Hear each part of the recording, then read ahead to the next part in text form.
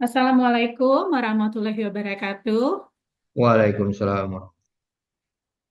Selamat pagi dan salam sejahtera buat kita semua. Yang pertama, saya mengucapkan terima kasih kepada Ibu Moderator. Salam hormat untuk Bapak Yulian dan salam hormat untuk teman-teman semua.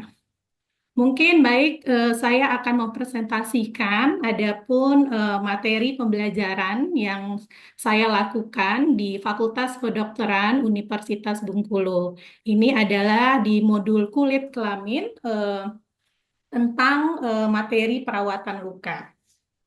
Saya langsung saja izin menyampaikan materinya, Pak Yulian. Oke, lanjut. Ya. Ini adalah modul kulit kelamin pada perawatan luka, di mana ini adalah materi untuk keterampilan klinik dasar yang kami lakukan pada mahasiswa kedokteran di semester 5. Adapun tujuan pembelajaran pada materi ini adalah untuk mengetahui mahasiswa, mengetahui definisi apa itu luka, kemudian mahasiswa mengetahui jenis-jenis luka, dan bagaimana proses terjadinya wound healing atau penyembuhan luka. Kemudian mahasiswa mampu melakukan perawatan luka yang benar seperti apa sebagai profesi sebagai dokter. Dasar teori. Nah, di sini perawatan luka. Luka itu adalah rusaknya atau kesatuan atau komponen jaringan luka, di mana secara spesifik terdapat substansi jaringan yang rusak atau hilang. Ketika luka itu timbul, beberapa efek akan muncul. Kemudian hilangnya seluruh atau sebagian fungsi organ, respons stres atau simpatis, terjadi perdarahan, pembekuan pada darah, dan terjadi kontaminasi bakteri, dan bisa terjadinya apoptosis sel atau kematian sel. Bagaimana proses terjadinya luka? Nah, proses terjadi luka ini terjadi dengan beberapa tahap. Yang pertama ada yang dinamakan dengan luka insisi, ya. Kemudian luka karena goresan benda tajam dan sebagainya.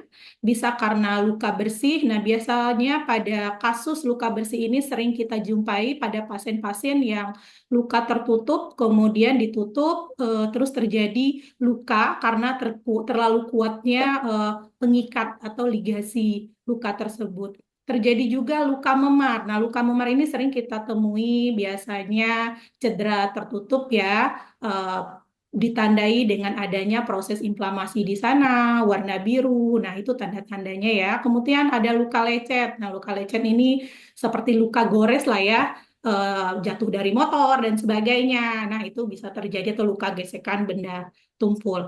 Terus ada luka tusuk. Nah, luka tusuk ini nanti akan kerap juga kita temui, ya, apalagi nanti adik-adik akan bertugas di UGD, ya. Nah, ini akan bisa kita temui luka tusuk dan sebagainya, ya. Nanti harus bisa membedakan luka gores. Luka gores ini biasanya benda tumpul, ya, yang tidak terlalu tajam. Kemudian luka tembus, ya, mungkin luka luka hampir seperti luka ini, ya, luka tusuk. Terus area lukanya lebih dalam. Nanti akan kita lihat lagi. Kemudian jenis luka ini menurut tingkat kontaminasinya terhadap luka. Ini ada beberapa bentuk, ya, dan beberapa jenis luka eh, yang apa namanya kontaminasinya ini bisa kita lihat dari bentuk jejas luka yang terjadi itu. Nah, luka yang bersih itu biasanya tidak ada tanda-tanda infeksi, ya, seperti yang skenario yang sudah ada di kasus case report kita sebelumnya. Nah, itu adalah tanda-tanda luka yang tidak terjadi infeksi, ya. Kemudian ada luka bersih yang terkontaminasi. Nah, ada luka terus bisa jadi karena luka yang pasca pembedahan, ya. Nah, itu pada bisa terjadi. Kemudian ada luka terkontaminasi. Nah, mungkin luka yang terbuka. Nah, luka terus kemudian tidak dirawat dengan bagus. Nah, ini akan bisa menyebabkan terjadi luka terkontaminasi. Kemudian ada luka kotor atau infeksi. Nah, di sana biasanya kita bisa menemukan mikroorganisme pada luka. Biasanya pasien bisa mengalami demam, ya, pasca adanya tanda-tanda infeksi tersebut. Nah, beberapa stadium Yuk. atau kedalaman ya dari luka tersebut. Nah, dari luka tersebut kita mempunyai lapisan kulit ya. Ini bisa dilihat dari mana tingkat kedalaman luka tersebut. Kalau stadium satunya cuman berada di daerah dermis ini ya. Terus kalau masuk ke dalam lagi itu sudah masuk stadium 2, masuk luka superficial ya. Dan adanya tanda dari klinis adanya abrasi di daerah dermisnya tersebut. Kemudian pada stadium 3 itu sudah mulai hilang lapisan, bisa terjadi nekrotik atau kematian jaringan di area tersebut. Nah, biasanya lukanya ini lebih masuk ke dalam epidermis, dermis, tetapi belum mengenai ototnya. Tetapi ada luka yang lebih dalam lagi, itu sampai ke tulang atau tendon biasanya. Nah, ini yang tingkatnya yang lebih dalam, yang butuh penanganan yang lebih ini lagi yang harus lebih pas lagi ya penanganannya. Nah, menurut proses penyembuhan luka, menurut waktunya ya, luka ini dibagi menjadi dua. Ada dinamakan dengan luka akut dan luka kronis. Nah, kalau luka akut ini biasanya dengan konsep penyembuhan yang telah disepakati ya, tergantung jenis lukanya. Ada yang sembuh 2 hari, 3 hari, 4 hari ya. Ini lukanya. Tapi kalau mungkin ya tergantung jejasnya seberapa dalam tadi. Tapi luka yang kronis ini, nah, di mana dia memang butuh pengalaman mengalami kegagalan dalam proses wound healingnya karena beberapa faktor eksogen dan endogen. Jadi ada sebuah proses penyembuhan luka karena ada sesuatu faktor penyebab, seandainya pasien ada sakit gula atau DM. Nah, jadi penyembuhan lukanya menjadi lebih lama karena ada faktor eksternal tersebut ya. Itu nanti kita harus bisa membedakan mana yang luka akut dan luka kronis. Nah, mungkin ini sekilas tentang fasenya ya. Fase inflamasi adalah fase inflamasi ini respon vaskular seluler terjadi akibat perlunya yang terjadi pada jaringan lunak ya. Tujuannya hendak dicapai adalah menghentikan pendarahan yang dibersihkan area luka dari benda asing ya. Ini adalah fase inflamasi. Biasanya rasa sakitnya bisa sampai hari ketiga dan hari keempat. Nah, ini adalah fase proliferatif ya. Proses ini penting pada fase ini karena terjadi memperbaiki dan penyembuhan luka ditandai dengan adanya perbaikan sel, di mana di sini adalah peran dari fibroblast sangat besar pada proses perbaikan, yaitu bertanggung jawab pada persiapan menghasilkan produksi struktur protein yang digunakan dalam proses terjadinya wound healing tersebut. Nah, ini adalah proses terjadi pada maturasi. Biasanya kalau untuk luka yang lebih dalam tadi bisa terjadi pada minggu ketiga ya, sehingga terbentuknya jaringan baru dan penyembuhan lukanya menjadi lebih bagus dan tidak ada tanda-tanda koloid dan sebagainya ya. Nah, tadi adalah sekilas tentang apa itu luka. Nah, pada keterampilan klinik dasar ini, seperti skenario yang sudah kita bahas bersama-sama pada pertemuan sebelumnya, pada hari ini kita akan melakukan pelatihan bagaimana merawat luka itu sendiri. Tadi kita sudah tahu apa itu luka dan bagaimana bentuk luka dan bagaimana mekanismenya dan bagaimana tindakan yang tepat dalam tiap-tiap mengambil langkah dari bentuk-bentuk luka tersebut. Nah, ini yang pertama kita menyiapkan air steril atau NaCl 0,9% ya, atau cairan antiseptik bisa menggunakan kalium ya atau PK, Rivanol ya, Peraquilium, terus 1%. Nah, prosedur pada melakukan ini keterampilan klinik dasar ini biasanya kami melakukan penyampaian materi karena sistem di Fakultas Kedokteran adalah sistem terintegrasi, jadi ada penyampaian, ada lecture. Mungkin kalau untuk 5 menit itu tidak cukup 5 atau 10 menit. Biasanya ada dikasih diskusi kasus selama 2 kali 50 menit. Kemudian kami lanjutkan dengan keterampilan klinik dasar, yaitu tadi seperti yang saya sampaikan tadi, itu membutuhkan waktu 2 kali 50 menit. Biasanya para pemateri akan menyampaikan kembali atau mengulas kembali sekitar 5 sampai 10 menit tentang pendalaman materi tersebut. Nah, di mana kemudian mahasiswa dibagi menjadi dalam beberapa kelompok. Kalau mahasiswa sekitar 60 itu sekitar 6 kelompok dengan beberapa fasil masing-masing atau tutor masing-masing. Nah, kemudian mahasiswa dibagi teruslah dilakukan latihan perawatan luka, biasanya disampaikan oleh seorang tutor. Seperti yang saya jelaskan tadi, mahasiswa menggunakan jas lab. Kemudian setiap perawat atau luka dilaksanakan 2 kali latihan selama 1 20 menit. Kemudian setiap mahasiswa mendapat kesempatan melakukan perawatan luka. Bila dinilai telah memiliki keterampilan tersebut, akan mendapat tanda tangan buku logbook dari fasilnya masing-masing. Setelah menyelesaikan 2 kali tersebut, diharapkan mahasiswa telah memiliki keterampilan klinik dasar tersebut yang tentang merawat luka. Kemudian mahasiswa menjadi pasien yang diperiksa oleh temannya, mahasiswa secara bergiliran menjadi pasien. Kemudian ruangan hendaknya memiliki cahaya yang cukup selama perawatan luka pasien. Nah, kemudian pada pelaksanaan pertemuan pertama tadi, seperti saya sudah jelaskan tadi, itu mahasiswa melakukan beberapa hal tersebut tadi. Pada pertemuan kedua, biasanya kami menilai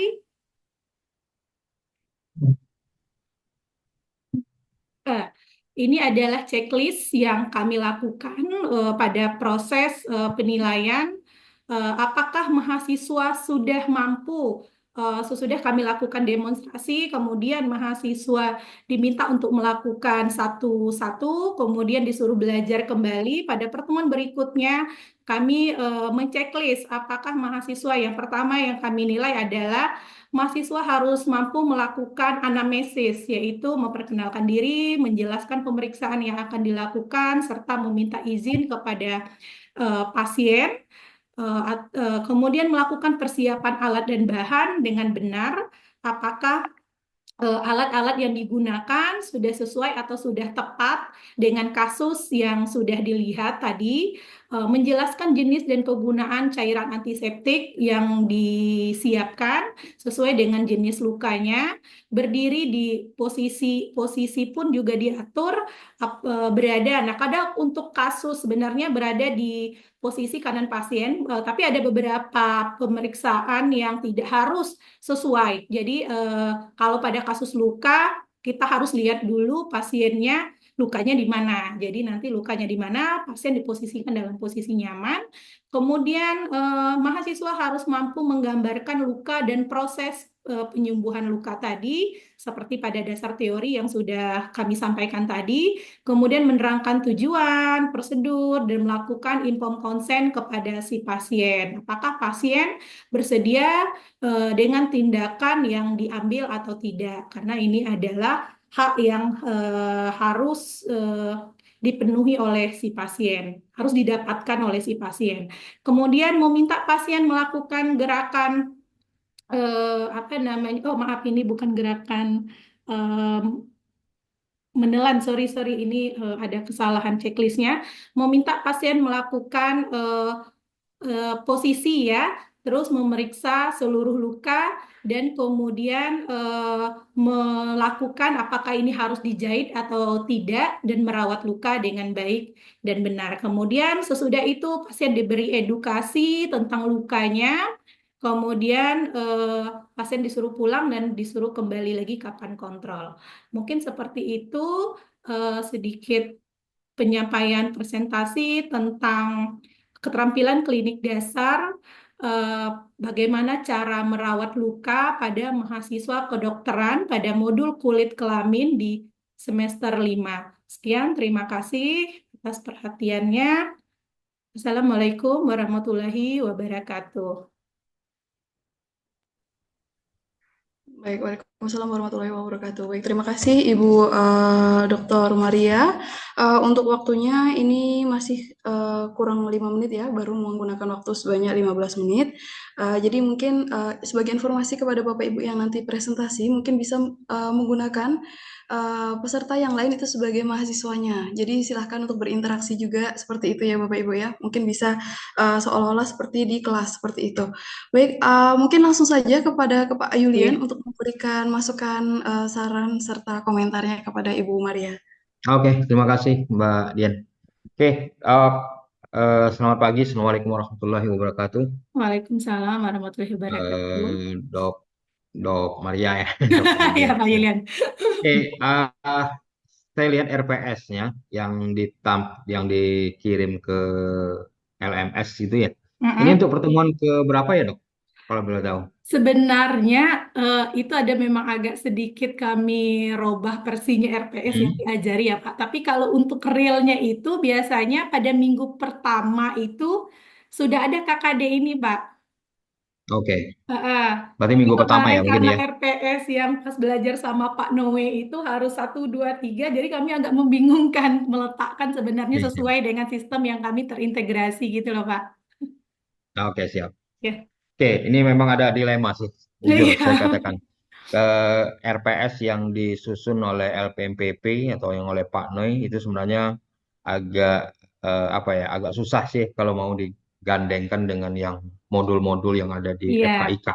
iya benar Pak. Nah, tapi maksud saya gini, eh terlepas dari RPS-nya, mungkin tadi pembelajarannya ya itu tadi, seperti yang Mbak Dian bilang tadi, ini sebenarnya kita seolah-olah kita mengajar di kelas gitu ya dok. Jadi kita memberikan materi ini di kelas dengan mahasiswa kita, anggap aja yang beberapa orang ini, ada 3 orang atau 4 orang di dalam grup apa, break room ini, itu adalah mahasiswa kita.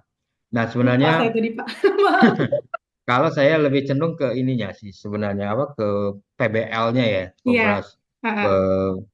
problem based program learningnya based Pak. learning-nya gitu ya. Karena Mm-mm. di kedokteran itu jelas sudah jelas terkait dengan PBL-nya. Jadi berbasis kasus, berbasis masalah gitu ya. Masalah. Mm-mm. Nah, Dan itu itu, jelas mm-mm. ada di kedokteran gitu. Nah, itu mungkin yang harusnya disampaikan tadi ya, Dok. Sehingga nanti eh, maksud saya teman-teman yang lain dari prodi yang lain akan tahu sih seperti apa sih pembelajaran yang ada di kedokteran. Kalau saya tahu sih sebenarnya itu ya. Tapi sebenarnya yang ini eh kita ngambil konsep yang di ini aja mungkin ya, yang di sebagai fasilitator kali ya. Fasilitator itu memang tidak akan ada memberikan materi, tapi Mm-mm. dia akan memberikan kasus gitu ya. Mm. Seandainya ada kasus yang diberikan kepada mahasiswa-mahasiswa, kemudian mahasiswa untuk bisa berdiskusi. Iya, Nah, kemudian ya kita anggap aja kita kayak simulasi berdiskusi mereka, kemudian nanti kita akan proses menyimpulkan seperti apa kesimpulan dari proses diskusi yang sudah dilakukan oleh mahasiswa. Gitu ya. Nah, jujur saya juga nggak bisa nerapkan. Sebenarnya kalau yang di praktek pembelajaran ini atau praktek kita mengajar ini kan biasanya ada pembukaan, ada isi, ada penutup gitu ya. Nah, tapi memang kalau di kedokteran agak susah sih saya ininya. Karena oke. posisinya sebagai apa gitu. Dokter tadi Itu memposisikan sebagai saya apa? memposisikan sebenarnya tadi Narasumber saya ya? sudah memposisikan dengan beberapa metode ya Pak.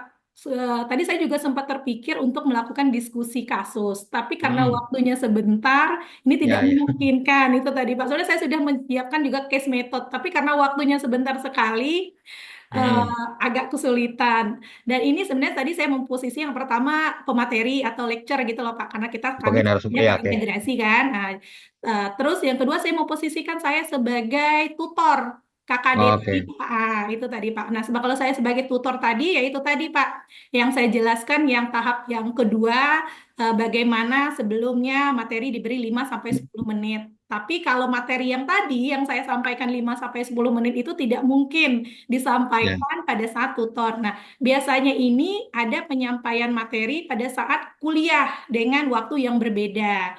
Nah, tapi oke. pada saat kami menjadi tutor, itu kami sampaikan lagi materi-materi dasarnya saja secara umum 5 sampai 10 menit.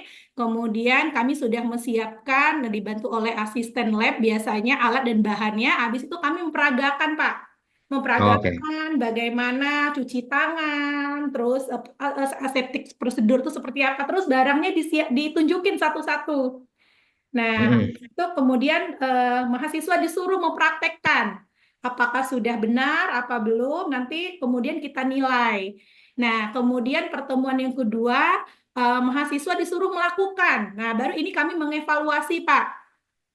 Jadi mahasiswa disuruh melakukan, baru checklist tadi saya nilai. Jika ada yang Oke. Oke. tepat, baru kami evaluasi. Nah, habis itu nanti di semester berikutnya baru dilakukan ujian. Tapi ujiannya ini terintegrasi dengan modul-modul yang lain, Pak Osce. Oke. Begitu, Pak. Siap, siap, siap. Oke, berarti sebagai tutor ya. Ya, karena tadi saya Karena kalau langsung jadi tutor agak bingung juga harus ya, membuat video gitu loh, Pak. Karena nggak sempat waktunya membuat ya. video. Karena dia harus memposisikan diri karena ya ini kan untuk satu pertemuan gitu ya. Iya, Praktek ini untuk satu pertemuan jadi posisi kita di mana gitu. Apakah sebagai lecturer atau narasumber?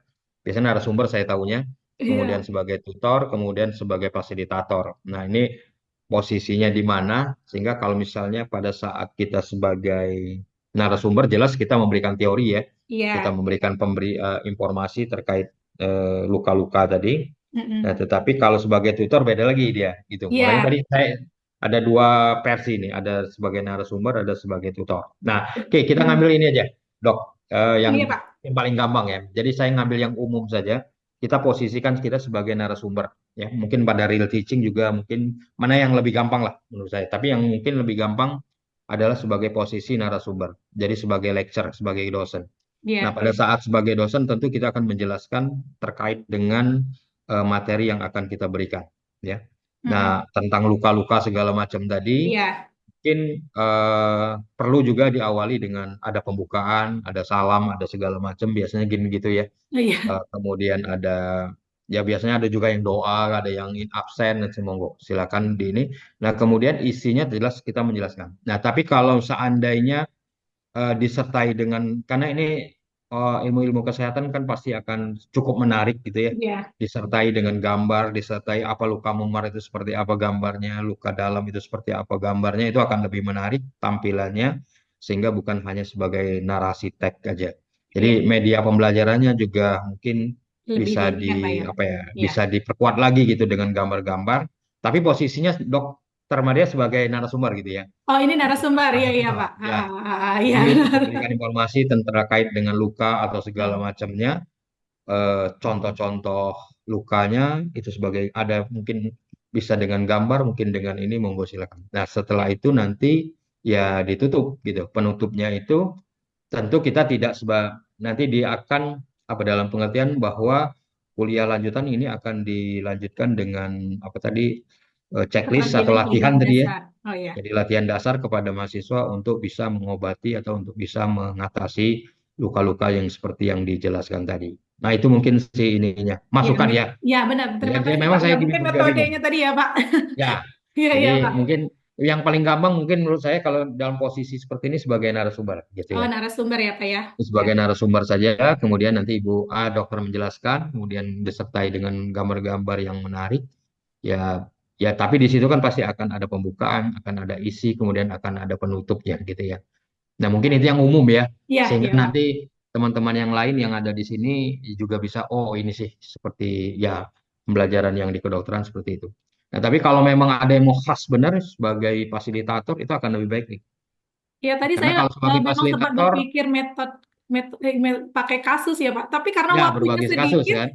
sempat nggak ya? Tepat sih, Iya, iya, lebih Pak. Sebenarnya enak iya, kita ya. malah. Saya juga Jadi lupa dosen, kalau pesertanya bisa diajak. nah Saya ya lupa. tapi simulasi sih sebenarnya. Iya, Jadi iya, seperti Pak. kita bersimulasi, oh Iya, gimana grup A, grup B, grup apa sih kelompok A, kelompok B gitu. Tapi kayak sandiwara sih di akhirnya. iya. Tapi minimal itu sudah membantu. Tapi mungkin nanti pada saat real teachingnya itu bisa di ini lagi, Ya, bisa di mungkin nanti apa? reteaching saya bisa Ya, pada saat saya melakukan oke, diskusi siap nanti, siap. Pak. Ya, Itu terima dok ya. kasih Terima banyak. kasih, Ya, selamat terima sukses. kasih Yuk, banyak. Sukses juga yuk Pak mari Yusuf. Terima kasih assalamualaikum. atas masukannya. Saya Terima kasih kembalikan ke Mbak Dian. teman-teman atas Ya, ya, terima kasih Bu Dian. ya baik. Mungkin bisa di stop share terlebih dahulu. Oh iya, Ya, kita akan lanjutkan. Untuk peserta yang kedua, itu ada Ibu Adesti Lasali, SSMSC dari Universitas Mahakarya Asia. Sudah siap Ibu Adesti? Insya Allah siap. Baik, mohon maaf Ibu Dr. Maria bisa di stop share terlebih dahulu. Bentar. Jangan lupa untuk Bu Adesti silahkan klik record terlebih dahulu, kemudian Sudah kan Bu Dian? Sudah screen. ini kan? Iya sudah Ibu. Oke. Terima kasih Bu Sudah? Dian ya. Sudah? Screen recordnya sudah Ibu Adesti ya. Sudah silahkan mungkin bisa dimulai untuk